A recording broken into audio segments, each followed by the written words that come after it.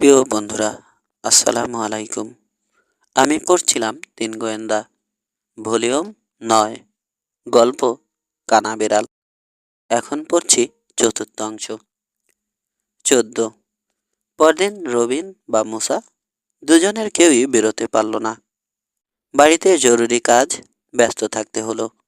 কাজ করলো বটে, কিন্তু মন পড়ে রইল ইয়ার্ডে। চোরটাকে ধরতে পারেনি, সেটা একটা ব্যাপার। তার উপর কয়েকবার ফোন করেও কিশোরকে পায়নি, সে নেই। ডিনারের সময় অন্যমনস্ক হয়ে রইল রবিন। হেসে বললেন তার বাবা, জিপের কাছে শুনলাম একটা ডাকাতকে ধরতে ধরতেও নাকি ধরতে পারোনি। জানতামই না যে ও ডাকাত বাবা। কার্নিভালের একটা ছেলেকে সাহায্য করতে গিয়েছিলাম, কেঁচো খুঁড়তে বেরোলো সাপ। পারলে মানুষকে সাহায্য করা উচিত। ঠিকই করেছ। ডাকাতটার আর কোনো খোঁজ পাওয়া গেছে বাবা? চিপ কিছু বললেন? ধরতে পারিনি এখনো, পুলিশ সতর্ক রয়েছে। এই খবরে খুশি হতে পারল না রবিন। খাওয়া শেষ করে বেরিয়ে পড়ল ইয়ার্ডে যাবে। ভাবছে, এই প্রথম একটা কেসে সফল হতে পারল না তিন গোয়েন্দা। হেডকোয়ার্টারে পাওয়া গেল কিশোরকে। সামনে এক গাদা খবরের কাগজ পড়ছে, মাঝে মাঝে নোট নিচ্ছে। কি করছো? রবিন জিজ্ঞেস করলো। মাথা নাড়ল গোয়েন্দা প্রধান। বোঝালো এখন কথা বলতে চায় না। কিছুটা বিরক্ত হয়েই কয়েকটা শামুক আর ঝিনুক দেখতে লাগলো রবিন। স্ক্রিন ড্রাইভিংয়ের সময় ওগুলো তুলে এনেছে ওরাই। সময় কাটে না। শেষে গিয়ে চোখ রাখলো সর্বদর্শনে। ঘুরিয়ে ঘুরিয়ে সার্ভিস ইয়ার্ডটাই দেখতে শুরু করলো। রোদেলা দিন ছিল, গোধূলি তাই যেতে দেরি করছে এখনো। ট্রাক বোঝাই করে মাল এনেছেন রাশেদ আঙ্কেল, রবিন জানালো। আনমনে ঘোত করলো একবার কিশোর। পড়াবাদ দিয়ে চোখ বন্ধ করে ভাবনায় ডুবে গেল। আবার সর্বদর্শনে চোখ রাখলো রবিন। কিছুক্ষণ পর বলল, মুসা আসছে। এবার ঘোতও করল না কিশোর। ট্যাবডোর দিয়ে উঠে এসে দীর্ঘ এক মুহূর্ত কিশোরের দিকে তাকিয়ে রইল মুসা। রবিনের দিকে চেয়ে ভুরু নাচালো। কি করছে? আমাকে জিজ্ঞেস করছো কেন? দেখছো না এত খবরের কাগজ কেন? আবারও রবিনকে জিজ্ঞেস করলো মুসা। ট্যাটুওয়ালার জন্য বিজ্ঞাপন দেবে নাকি পেপারে? একটা টুলে বসলো। চোখ মেলল কিশোর, হাসলো। তার আর দরকার হবে না সেকেন্ড। লোকটা কোথায় আছে জানি, জানো? চেঁচিয়ে উঠল রবিন। কোথায়? যেখানে ছিল সেখানেই, রকি বিচে, কার্নিভলে। বাবা বলল লোকটাকে নাকি 6 জায়গায় দেখা গেছে। চিপ নাকি বলেছেন তাকে। আসলে 7 জায়গায় হবে। তার মানে তুমি ভুল করছো, এখানে নেই সে। পত্রিকাগুলো ভালো মতো দেখে তবেই বলছি। 7 জন লোক 7 জায়গায় দেখেছে লোকটাকে, 200 মাইলের ব্যবধানে। যে কারণে বলা যায় কেউই দেখেনি তাকে, ওরা মিথ্যে বলেছে। মাথা ঝাঁকিয়ে রবিন বলল, তোমার কথা বুঝতে পারছি, কিন্তু সে যে এখানেই আছে এ ব্যাপারে শিওর হলে কি করে? উঠে ছোট ঘরটায় পায়চারি শুরু করলো কিশোর। ওই ব্যাংক ডাকাতির উপর লেখা যতগুলো খবর বেরিয়েছে সব পড়লাম। 3টে কাগজে লিখেছে সান মেটিওর দুটোয় আর লস অ্যাঞ্জেলসের একটাতে। আজ সকালে সান মেটিওতে গিয়েছিলাম। কোথায় গিয়েছিলে? লাফিয়ে উঠে দাঁড়ালো মশা। সান মেটিওতে, হাসল কিশোর। তোমরা তখন ব্যস্ত, একজন ঘর পরিষ্কার করছিলে, আরেকজন বাগান সাফ। আমারটাও কাজই, তবে অন্যরকম। পুরোনো মাল কিনতে পাঠালো চাচা, বরিস আর রোবারকে সঙ্গে দিয়ে। দীর্ঘশ্বাস ফেলল মুসা। ধপ করে বসে পড়ল আবার টুলে। কিছু মানুষের কপালই থাকে ভালো, কাজের মাঝেও আনন্দ। আর আমি শালার কপাল পোড়া। সেদিন করলাম বাগান সাফ, আজ করতে হলো ঘর বাড়ি পরিষ্কার। নাক দিয়ে বিচিত্র শব্দ করে ক্ষোভ প্রকাশ করলো সে। ওই করে করেই মরব। ডাকাতির ব্যাপারে কি জানলে কিশোর? রবিন জিজ্ঞেস করলো। অনেক কিছু। কার্নিভালে শুক্রবার রাতে আগুন লেগেছে। সেদিন সান মেটিওতে ব্যাংক খোলা ছিল বিকেল 6টা পর্যন্ত। আর যেহেতু উইকেন্ড কার্নিভাল শুরু হয়েছিল নির্দিষ্ট সময়ের আগেই, তাছাড়া সেদিন ওখানে কার্নিভালের শেষ দিন। রাতেই সান মেটিও ছাড়ার কথা। রকি বিচে এসে খোলার কথা শনিবারে। খাইছে, ডাকাতটা কার্নিভালের লোক হলে মহা সুযোগ। হ্যাঁ, সুযোগটা নিয়েছিল সে। আগাগোড়া কালো পোশাক, মাথায় কালো হুড, পায়ে কালো টেনিস শু পরে ডাকাতি করতে গিয়েছিল। মাসি মানব টিরানব, রবিন বলল। মাথা নেড়ে সায় জানালো কিশোর। অনেকেই তার হাত দেখতে পেয়েছে। শার্টের হাতা গুটিয়ে কনুইয়ের উপর তুলে রেখেছিল। নিশ্চয় ট্যাটুও দেখেছে লোকে। হ্যাঁ, 6টা বাজার 5 মিনিট আগে ব্যাংকে ঢুকলো সে। একজন গার্ডকে ধরে নিয়ে ভল্টে ঢুকলো। ওকে জিম্মি করেই বেরিয়ে এলো টাকা নিয়ে। তারপর মাথায় বাড়ি মেরে লোকটাকে বেহুশ করে ব্যাংকের পেছনের গলি দিয়ে দিল দৌড়। সে দৌড় দিতেই ব্যাংকের ঘন্টি বাজিয়ে দেয়া হলো। কয়েক মিনিটেই পৌঁছে গেল পুলিশ। ডাকাতটাকে নিশ্চয় ধরতে পারেনি, মুসা বলল। না, পারেনি। কি করে যে পালালো সেটাই বুঝতে পারেনি কেউ। গলিটায় তন্ন তন্ন করে খুঁজেছে পুলিশ। অন্ধ গলি ওটা, একদিক খোলা, 3 দিকে 3টা বিরাট উঁচু বাড়ি, সব জানালা বন্ধ। গলি থেকে যে বাড়িতে ঢুকবে সে উপায়ও ছিল না। খোলা মুখ দিয়ে ঢুকেছে পুলিশ। সেদিক দিয়েও যেতে পারেনি ডাকাতটা, অথচ গায়েব। পার থেকে যেভাবে গায়েব হয়েছিল, বিড়বিড় করল রবিন। দেয়াল বেয়ে উঠেছে, বলল মুসা।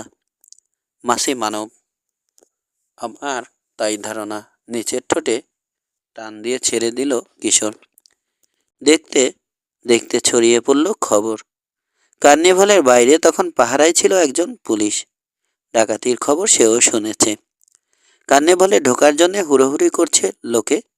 ওদেরকে শান্ত করার জন্য এগিয়ে গেল সে। লোকের ধাক্কায় পড়ে গেল একজন, কোট গেল উল্টে। তার কালো শার্ট দেখে ফেলল পুলিশ। সন্দেহ হলো, গিয়ে লোকটার হাতে হাত ধরে হাসকার টানে কোটের হাতা নামিয়ে দিল। দেখে ফেলল ট্যাটু। কাকতালীয় হয়ে গেল না, মুসা বলল। লোকটার পড়ে যাওয়া আর পড়বি তো পর একেবারে পুলিশের সামনে। হ্যাঁ, হয়েছে। তবে এটা নতুন কিছু না। অনেক বড় বড় রহস্য সমাধান হয়েছে এরকম কাকতালীয় ঘটনা থেকে। বলা যায় অপরাধীদের দুর্ভাগ্যই এসব। যেখানে বাঘের ভয় সেখানেই রাত হয়, প্রবাদটা তো আর খামোকা হয়নি। যাই হোক, ভিড়ের মধ্যে লোকটাকে আটকাতে পারল না পুলিশ। এক ঝাড়া মেরে হাত ছাড়িয়ে দৌড় দিল। কাছেই আরেকজন পুলিশ ছিল। চেঁচিয়ে সাহায্যের জন্য তাকে ডাকলো প্রথমজন। খবর পেয়ে আরো পুলিশ ছুটে এলো। ঘিরে ফেলা হলো পুরো এলাকা। নিশ্চিত হলো ডাকাতটাকে ধরে ফেলবেই, কিন্তু আগুন লেগে গেল, বলে উঠল রবিন। হ্যাঁ, ডাকাত ধরার চেয়ে আগুন নেভানো জরুরি। সেদিকে নজর দিল পুলিশ। আগুন নেভার পর আবার ডাকাত খুঁজতে লাগলো, কিন্তু পেল না। না ডাকাত, না ডাকা। কোথায় গেল? রবিনের প্রশ্ন। যাবে আবার কোথায়? কার্নিভালেই ছিল। ভালো করেই জানে সে। পুলিশের চোখ ফাঁকি দেওয়ার জন্য ওটাই সবচেয়ে নিরাপদ জায়গা। সান মেটিও থেকে বেরিয়ে আসার জন্যও। সেসব বুঝে ভেবেচিন্তেই প্ল্যান করেছে সে। কখন ডাকাতি করবে, কোন দিক দিয়ে পালিয়ে এসে কোথায় লুকোবে, সব সহজ নিরাপদ পরিকল্পনা। কিন্তু পুলিশ দেখে ফেলায়, বলল রবিন। অসুবিধায় পড়ল ডাকাতটা। আগুন লাগিয়ে দিল। সবার নজর সেদিকে ঘুরিয়ে দেওয়ার জন্যে। এই সুযোগে ছদ্মবেশ খুলে বেরিয়ে এলো সে। তার মানে, মুসা বলল, আমরাও সেদিন ওকে ছদ্মবেশেই দেখেছি। তাই তো মনে হয়, বলল কিশোর। মুখে রং লাগিয়েছিল, কিংবা প্লাস্টিকের মুখোশ। চুলেও রং করেছিল নিশ্চয়। হয়তো নাকটাও আলগা, হাতে নকল ট্যাটু। মাথা দুলালো মুসা। মুসা, ওরকম একটা ছবি সবার চোখেই পড়ে, সবাইকে দেখানোর জন্যই লাগিয়েছে। আসলে হল আসল হলো আসল হলে কিছুতেই দেখাতো না, বরং লুকানোর আপ্রাণ চেষ্টা করত। আমার বিশ্বাস লোকটার বয়স বেশি না, ট্যাটুও নেই। নিশ্চয় মাসিমানব টিটানভ। কার্নিভলের অভিজ্ঞ কর্মী বলেই মিস্টার কনরকে বোকা বানাতে পেরেছে। কিন্তু মাসিমানবের খেলা তো দেখায় না, অন্য খেলা দেখাচ্ছে। কিন্তু তাকে চিনতে পারছেন না কেন মিস্টার কনর? হয়তো কাছে থেকে দেখেননি আগে। তাছাড়া অনেকদিন জেলে ছিল টিটানভ, এতদিনেও চেহারা বদলায়নি, এটা জোর দিয়ে বলা যায় না। তার উপর হয়তো এমন কোনো সাজ নিয়েছে যাতে চেহারার আরও পরিবর্তন হয়। এসব করতে কোনো অসুবিধা হয় না তার। কার্নিভলে প্রত্যেক কর্মীরই আলাদা টেলার আছে। বুঝলাম, হাত তুলল মুসা। আচ্ছা, বিড়ালগুলো কেন দরকার তার? ভেতরে টাকা রেখেছিল? সেটা তো সম্ভবই না, এত টাকা জায়গাই হবে না। তবে টাকাগুলো কোথায় লুকিয়েছে সেই নির্দেশ রয়েছে হয়তো, কিংবা লকার টকারের চাবি। হুঁ, রবিন বলল, তাই করেছে। আগুন লাগানোর পরই কাজটা করেছে, যাতে তাকে সার্চ করা হলেও পুলিশ কিছু না পায়। আমারও তাই মনে হচ্ছে, একমত হলো মুসা। বেড়াল নিয়ে তো যথেষ্ট হাঙ্গামা করলো, টাকাগুলো বের করবে কখন? এখনই বের করে নিয়ে পালাবে, নাকি আরো কিছুদিন থাকবে কার্নিভলে? থাকাটাই তো স্বাভাবিক, কিশোর বলল। ওখানেই নিরাপদ। আমি হলে তাই ভাবতাম, যদি বুঝতাম আমার চেহারা চিনছে না কেউ, আমাকে ডাকাত বলে সন্দেহ করছে না, পুলিশ কড়া নজর রেখেছে। হুট করে কেউ এখন কার্নিভল ছাড়লেই তাকে সন্দেহ করবে। না, সে বেরোবে না, রকিবিস্তে থাকতে কিছুতেই নয়। তো আমাদের এখন কি করা? মুসা জিজ্ঞেস করলো। কার্নিভলে আর যাবো টাবো? হ্যাঁ যাবো, চলো। দুই সুড়ঙ্গ দিয়ে বেরোলো ওরা। সাইকেল নিয়ে রওনা হলো কার্নিভলে। সাজ হয়েছে তখন। পর্বতের দিক থেকে আসা বাতাসের বেগ বাড়ছে। কার্নিভলের কাছে এসে গেটের বাইরে সাইকেল পার্ক করলো তিন গোয়েন্দা। লোক ঢুকতে আরম্ভ করেছে। তাদের গিয়ে সঙ্গে মিশে গেল ওরাও। হঠাৎ শোনা গেল চিৎকার। এদিক ওদিক দৌড় দিল কেউ, কেউ ছুটে গেল সামনে। কার্নিভালে কিছু হয়েছে? চেঁচিয়ে বলল মুসা। অ্যাক্সিডেন্ট, বলে উঠল রবিন। দৌড়াতে শুরু করেছে ততক্ষণে কিশোর। 15। ভিড় ঠেলে বেরিয়ে এলো তিন গোয়েন্দা। কাত হয়ে মাটিতে পড়ে আছে নাগরদোলাটা। চেঁচিয়ে রাফনেকদের আদেশ নির্দেশ দিচ্ছেন মিস্টার কনর। রবিকেও পাওয়া গেল সেখানে। কি হয়েছে রবি? মুসা জিজ্ঞেস করল। জানি না, ক্ষুব্ধ কণ্ঠে বলল রবি। ঘুরছিল, সওয়ারি নিতে তৈরি, হঠাৎ ইঞ্জিন থেকে ধোঁয়া বেরোতে শুরু করলো। কাত হয়ে পড়ে গেল দোলনাটা। 3টে ঘোড়া ভেঙেছে, দেখো। নাগরদোলাটা আবার খাড়া করার জন্যে আপ্রাণ চেষ্টা চালাচ্ছে রাফনেকরা। ভাঙা ঘোড়াগুলো মেরামতে ব্যস্ত কয়েকজন। ইঞ্জিন পরীক্ষা করছেন মিস্টার কনর। কয়েকজন কর্মী এসে ঘিরে দাঁড়ালো তাকে। উঠে দাঁড়িয়ে কপালের ঘাম মুছলেন তিনি। আর কত অ্যাক্সিডেন্ট দেখব কনর? কড়া গলায় জিজ্ঞেস করল কোহেন। আপনার যন্ত্রপাতি খারাপ হয়ে গেছে, বলল মার্কাস দা হারকিউলিস। আমরা ভয় পেতে শুরু করেছি। যন্ত্রপাতি যে খারাপ হয়নি, কনর বললেন, ভালো করেই জানো, নাগরদোলা অত সহজে ভাঙে না। বিষণ্ণ কণ্ঠে বলল সদা বিষণ্ণ লম্বা ভার। এটা আগাম হুঁশিয়ারি, আনলাকি শো। অবশ্যই বন্ধ করে দেয়া উচিত। হ্যাঁ, আনলাকি শো। আগুন খেকো একমত। হয়তো কিংয়ের ছাড়া পাওয়াটাও দুর্ঘটনায় ছিল। তাহলে আরও 3টে দুর্ঘটনার শুরু হলো। গুঞ্জন উঠল কর্মীদের মাঝে। কেউ মাথা ঝাঁকালো, কেউ দোলালো। বন্ধই করে দেওয়া উচিত মিস্টার কনর, বলল এক দরাবাজ।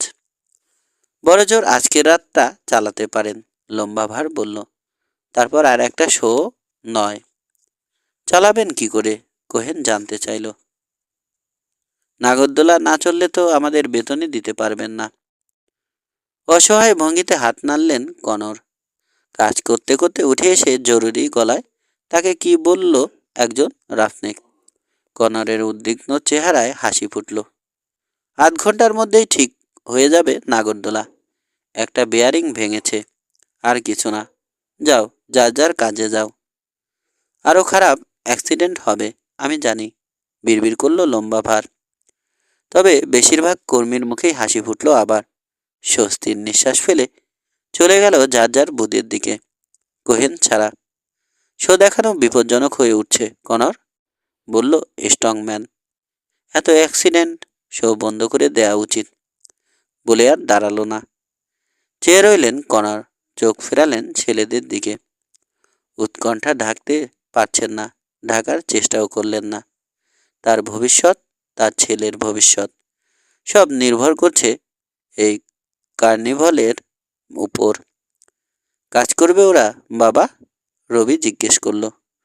করবে, বেশি আশা করে না কার্নিভালের লোকে। গন্ডগোলের কথা সহজে ভুলে যায়। আর কোনো দুর্ঘটনা না ঘটলেই হলো। নাগরদোলাটা ঠিক হবে? হবে, গম্ভীর হয়ে গেলেন। সেজন্য ভাবি না আমি, ভয় পাচ্ছি অন্য কারণে। মেকানিক বলল, বেয়ারিংয়ে শক্ত কিছু ঢুকিয়ে দেয়া হয়েছিল, কয়েকটা বল্টু আলগা করে দিয়েছিল। ঘোরার সময় বেয়ারিং আটকে যাওয়ায় প্রচণ্ড চাপে ছিঁড়ে গেছে বল্টুগুলো। সাবোটাজ? রবিন বলে উঠল। হ্যাঁ, ঠিকই আন্দাজ করেছিলে তোমরা। গোলমাল চলছে এই কার্নিভলে। কেউ ধ্বংস করে দিতে চাইছে? না স্যার, কিশোর বলল। কার্নিভলের ক্ষতি করার জন্য করছে না ডাকাতটা। ডাকাত মানে ব্যাংক ডাকাত? কিশোরের দিকে অদ্ভুত দৃষ্টিতে তাকিয়ে আছে কনর। সান মেটিওতে যে ডাকাতি হয়েছিল? হ্যাঁ, আপনার কার্নিভলেরই লোক সে। জ্বলে উঠলেন মিস্টার কনর। বুঝে শুনে কথা বলো ছেলে। পুলিশ অনেক খোঁজাখুঁজি করেছে, পায়নি। আপনার কার্নিভলের লোক বলেই তো পায়নি। আগুন লাগিয়ে সবার নজর অন্যদিকে সরিয়ে দিয়েছে। পুলিশকে তো ফাঁকি দিয়েছেই, সেই সুযোগে ছদ্মবেশ খুলেছে। কানাবেড়ালের ভেতরেও কিছু লুকিয়েছে। তুমি ভুল করছো কিশোর। ওই চেহারার কেউ নেই এখানে। এরকম ট্যাটু কারো হাতে নেই। ওরকম ট্যাটু কারো হাতে নেই। কি করে বুঝবেন? বলে ফেলল মুসা। ছদ্মবেশে থাকে, হাতের ট্যাটুটাও নকল। নীরবে তিন গোয়েন্দার উপর চোখ বোলালেন কনর। হ্যাঁ, সেটা সম্ভব। কিন্তু কে? আমি জানি, বাধা দিয়ে বলল কিশোর। আমি শিওর ডাকাতটা মাসিমানব টিটানব। টিটানব? কি বলছো? ঠিকই বলছি। ওর পালানোর ধরন, আলমারিতে পাওয়া কাপড়, সবই প্রমাণ করে লোকটা ওই মাসিমানব। না কিশোর, হাত তুলে তাকে থামালেন কনর। টিটানব নয়। তোমার কথায় যুক্তি আছে, স্বীকার করছি। কিন্তু পুলিশের মুখে সব শোনার পর আমার প্রথমেই মনে হয়েছিল ওর কথা। আমিও ভেবেছি এই কার্নিভলে লুকিয়ে আছে সে। আমি চিনতে পারছি না। কার্নিভলের পোশাক পরা থাকলে, সাজ ধরে থাকলে চেনা কঠিন। তাই সবাইকে পোশাক ছাড়া দেখেছি। টিটানবের মতো লাগেনি কাউকে। দেখেছেন? তোতলাতে শুরু করলো কিশোর। দেখেছি। বেশিরভাগই ওরা বয়স্ক। আরেকটা কথা, কার্নিভলে ডাকাত থাকলে আগুন লাগা আর কিংয়ের ছাড়া পাওয়ার ব্যাপারটা না হয় বোঝা গেল, কিন্তু পনি রাইডের কথা কি বলবে? আর এখন এই নাগরদোলা নষ্ট করা। দমে গেছে কিশোর। মনে তো হচ্ছে গোলমাল পাকানোর জন্যে। ঠিক তাই, গোলমাল পাকিয়ে কার্নিভলের সর্বনাশ করে দিতে চায়। বলতে দ্বিধা করছেন কনর। শেষে বলেই ফেললেন, হয়তো এর মূলে রবিন নানি। ডাকাতটাই কানাবেড়ালের পেছনে লেগেছে, তাতে কোনো সন্দেহ নেই। তবে সে বাইরের লোক, যা চাইছিল পেয়ে গেছে। আর এখানে আসার দরকার নেই তার। নাগরদোলা নষ্ট করায় তার হাত নেই। হতে পারে, মুসা বলল।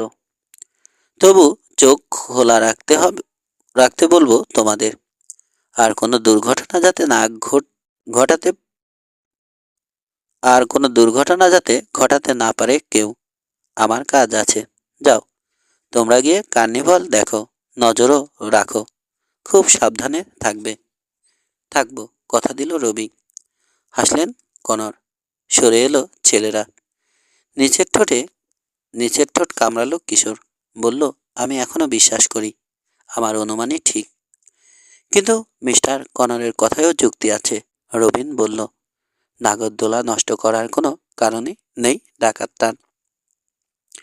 এতক্ষণে হয়তো বহুদূরে পালিয়েছে সে, বলল রবি।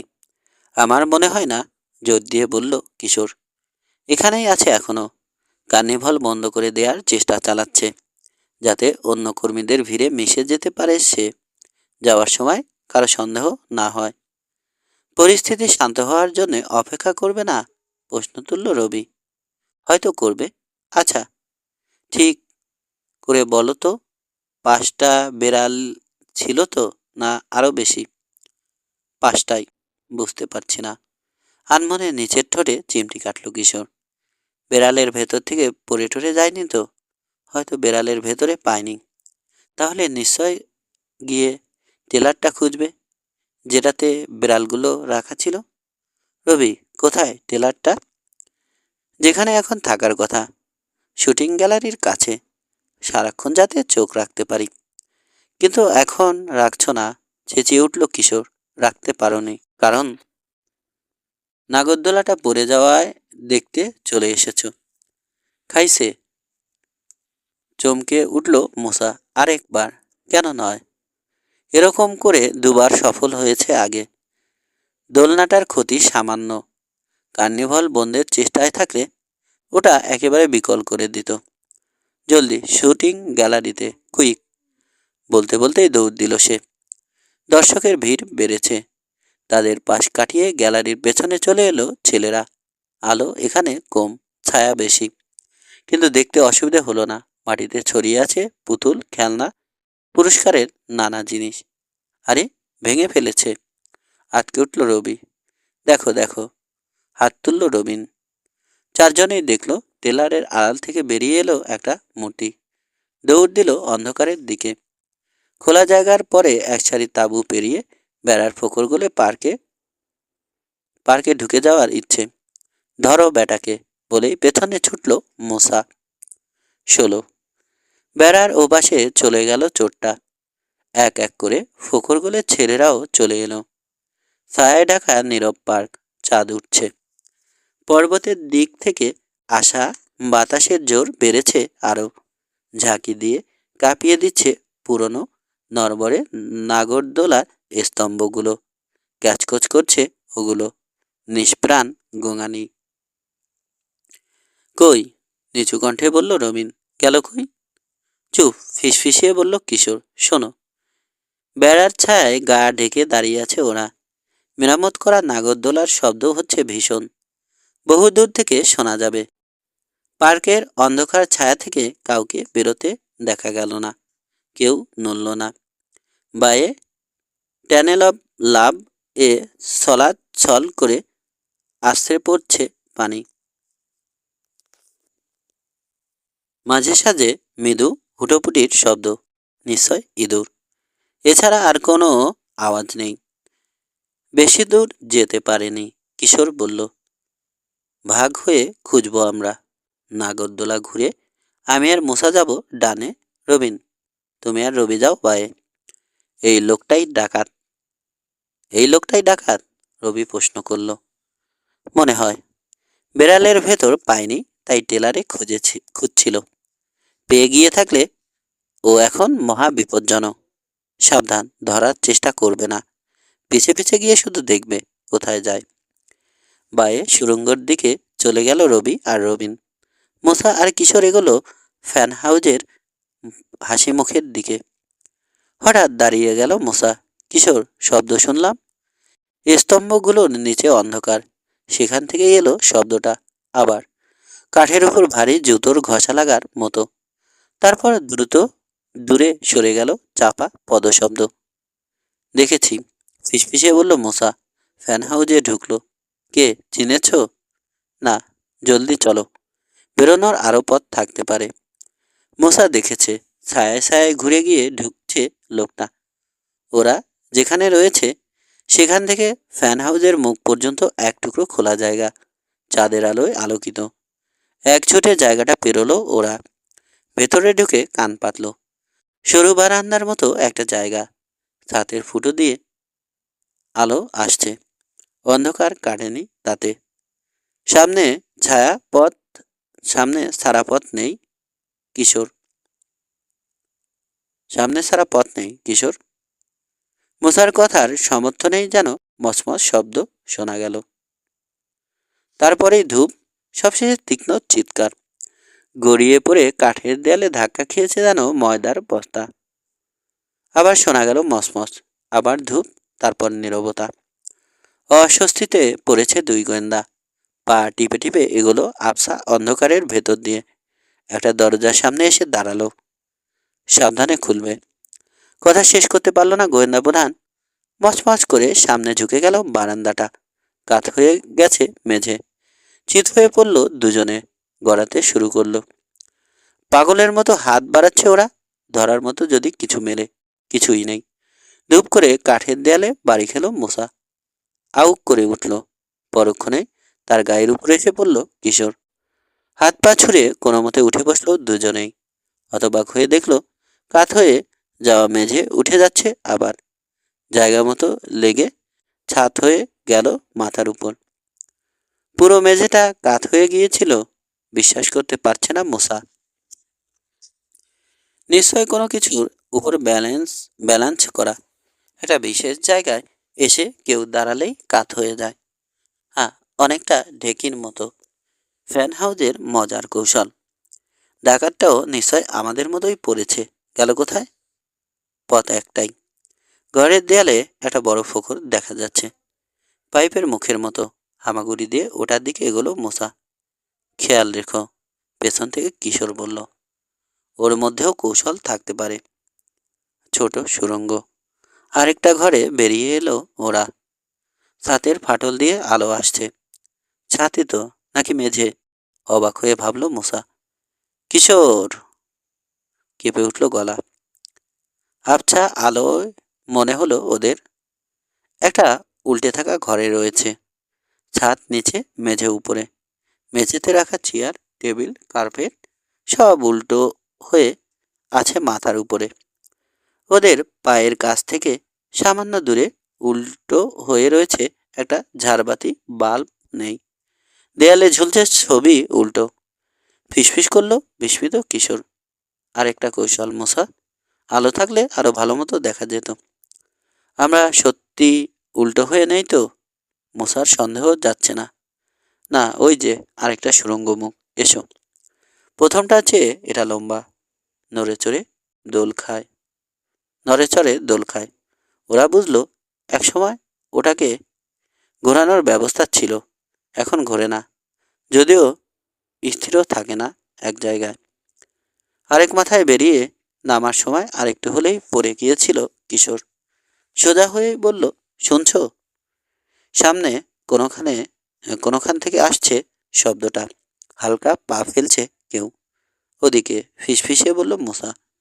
পর মুহূর্তেই চেঁচিয়ে উঠল, ওরে বাবা রে! লম্বা চওড়ায় আগেরটা চেয়ে বড় এই ঘর।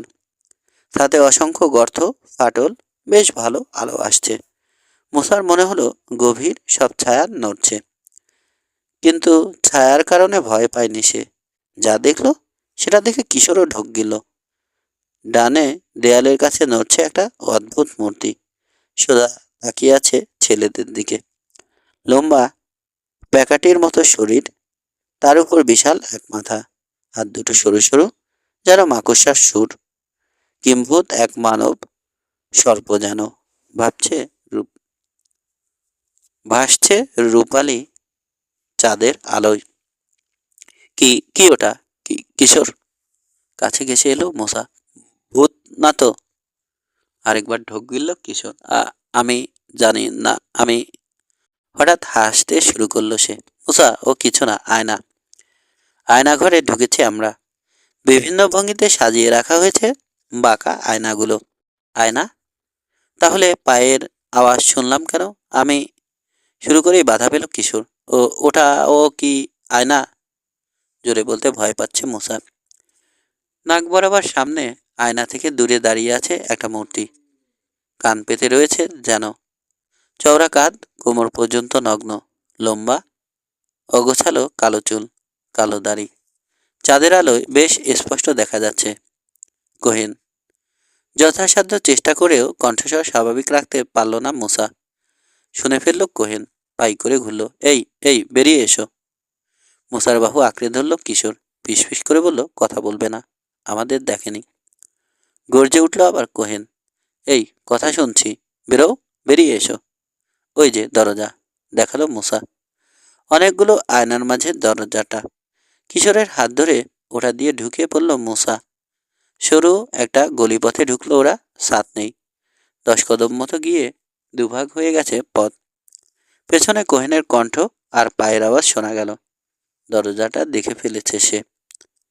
বাইরটা দিয়ে কিশোর, তাড়া দিল মুসা। জলদি। আগে আগে চলেছে গোয়েন্দা সহকারী। প্রতি 10 কদম পর পরই দুভাগ হয়ে যাচ্ছে পথ।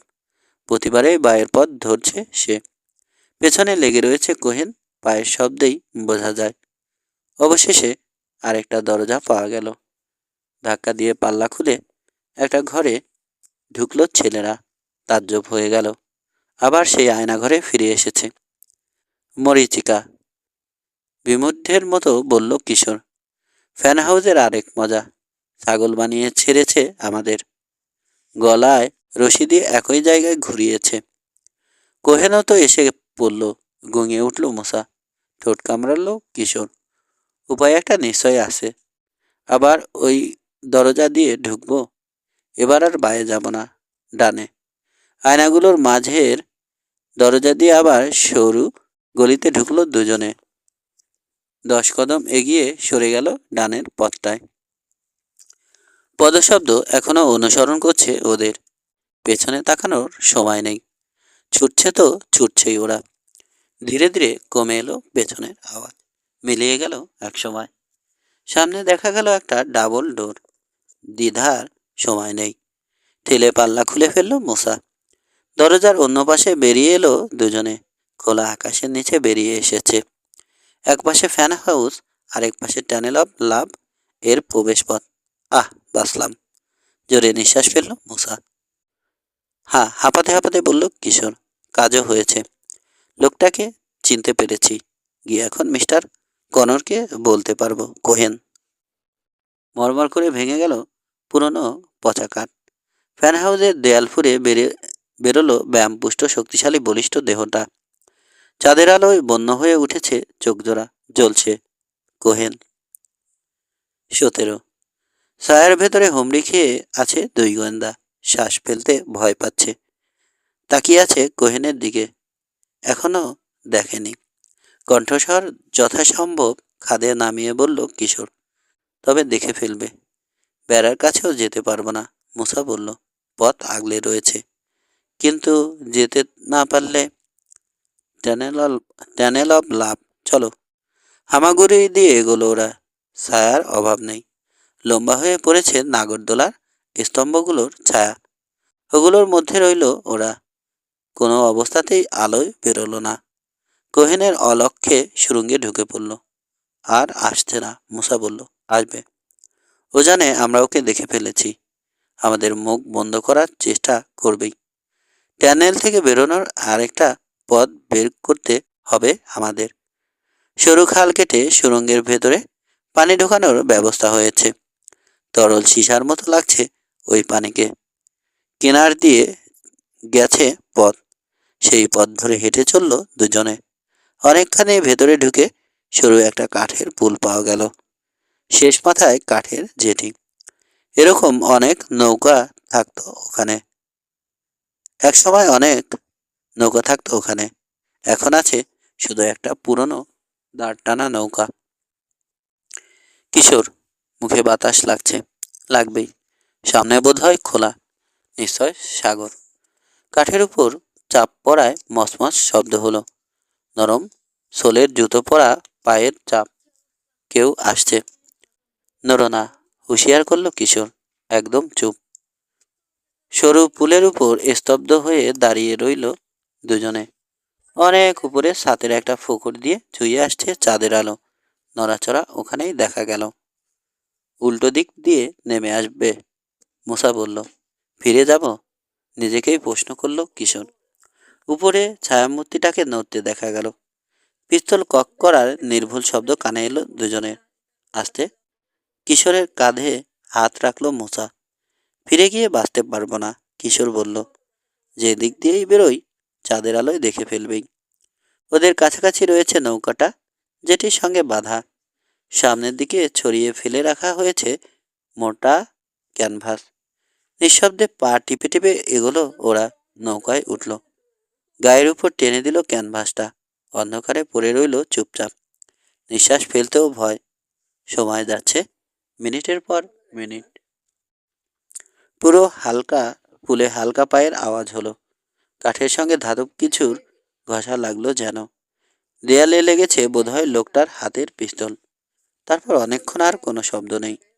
পূর্ণ নীরবতা। খালের পানিতে দুলছে নৌকা। ঘষা খাচ্ছে জেটির সঙ্গে।